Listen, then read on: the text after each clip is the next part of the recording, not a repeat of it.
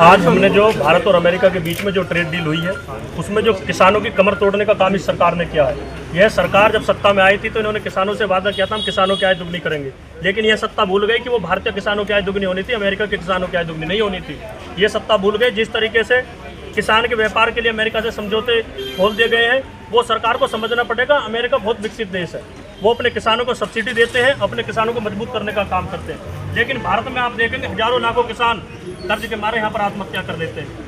और भारत एक कृषि प्रधान देश है, कृषि क्षेत्र से ही 40 से 50% रोजगार यहाँ के युवाओं को, यहाँ के लोगों को मिलता है। जिस तरीके से आज सरकार किसानों को बहकाने का काम कर रही है कि जो रोज हमने कृषि उत्पादन के लिए जो दरवाजे खोले हैं उसमें गेहूं विदेश से नहीं आएगा, चावल विदेश से नहीं आएगा, सोया विदेश से नहीं आएगी, ये कच्चे माल की बात है। लेकिन सोया से तेल बनता है, उसका जो वो तेल अमेरिका से आएगा।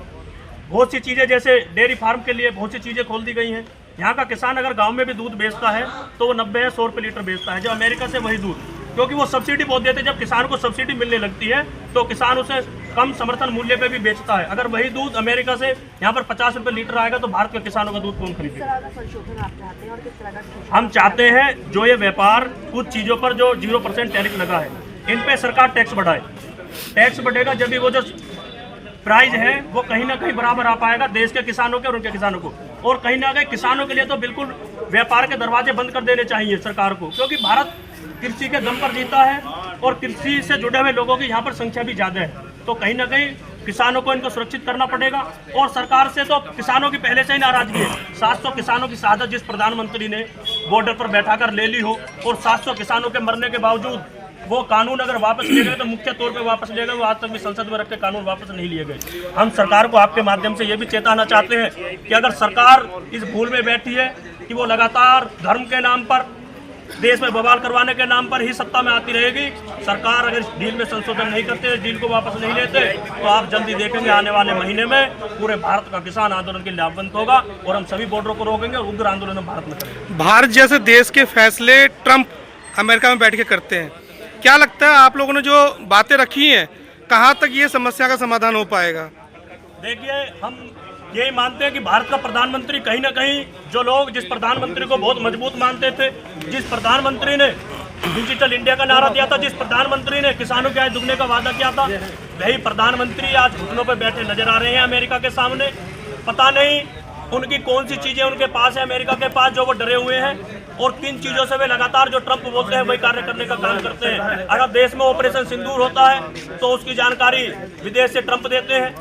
अगर देश में कोई समझौता होता है उस समझौते से पहले ही अमेरिका के राष्ट्रपति ट्रंप उसकी घोषणा कर देते हैं। तो कहीं ना कहीं प्रधानमंत्री अमेरिका के सामने सरेंडर हो चुके हैं और ये देश कभी भी बर्दाश्त नहीं करेगा कि देश का प्रधानमंत्री किसी भी देश के सामने सरेंडर हो, क्योंकि ये भारत देश है, ये लड़ना भी जानता है और अगर सत्ता इन किसानों के लिए काम नहीं करती तो इस सत्ता को पलटना भी जानता है। मेक इन इंडिया की बात कर रहे हैं, क्या कहना? पूरे पिछले चुनाव में आपने देखा होगा देश के प्रधानमंत्री ने निरंतर अपने भाषण में कहा कि मेक इन इंडिया।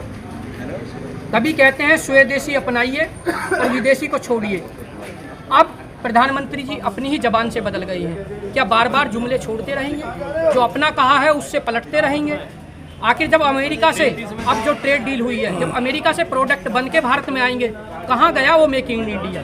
कहाँ गया वो प्रधानमंत्री का नारा जो कहते थे कि स्वदेशी अपनाइए और विदेशी को भगाइए? कहाँ है वो सब चीज़ें? प्रधानमंत्री केवल कमजोर प्रधानमंत्री है। अब लगता है भारतीय जनता पार्टी, जैसे कहा जाता है कि पूर्व में संघ जो थी वो हमेशा अंग्रेजों के साथ रही और जो देश के आंदोलनकारी थे, शहीद थे, उनके हमेशा खिलाफ खड़े रहे। आज ऐसा लगता है कि भारतीय जनता पार्टी जो संघ से निकलकर बनी है वो भारतीय जनता पार्टी फिर विदेशी ताकतों के हाथ में खेल रही है। कहीं ना कहीं ये फिर देश को गुलामी की तरफ ले जा रही है। ऐसी सरकारों को हटाना बहुत अत्यंत जरूरी है। अगर संघ सही में भारत का नेतृत्व करती है, भारत को अच्छाई चाहती है, तो ऐसे प्रधानमंत्री को तत्काल कुर्सी से हटा देना चाहिए जो अमेरिका के हाथों में खेलता है, जो ट्रंप के कहने से इस देश को चला रहा है। क्या इस देश के लिए डीजल पेट्रोल कहाँ से खरीदेगा वो अमेरिका तय करेगा? हम कहाँ से अनाज खरीदेंगे, कहाँ से अपने देश को चलाने की जरूरतों को पूरा करेंगे, क्या उसकी दिशा और दशा जो अमेरिका तय करेगा? क्या ट्रंप से इन्होंने क्या लिया? इनके तो मित्र थे वो, इनके लिए प्रचार करने के लिए गए थे। हाउडी ट्रंप का प्रोग्राम इन्होंने जाकर अमेरिका में किया था। आखिर कहाँ है वो दोस्ती? कहीं ऐसा तो नहीं था कि इस देश को बेचने के लिए वहाँ गए थे? ऐसे कमजोर प्रधानमंत्री को नैतिकता के तौर पर तत्काल अपने पद से इस्तीफा दे देना चाहिए और माफ़ी मांगना चाहिए इस देश से कि वो किसानों के साथ निरंतर गद्दारी की है। उन्होंने सत्ता में आकर जो अपनी बातें कही, जो वादे किए, वो एक भी वादा सरकार ने पूरा नहीं किया।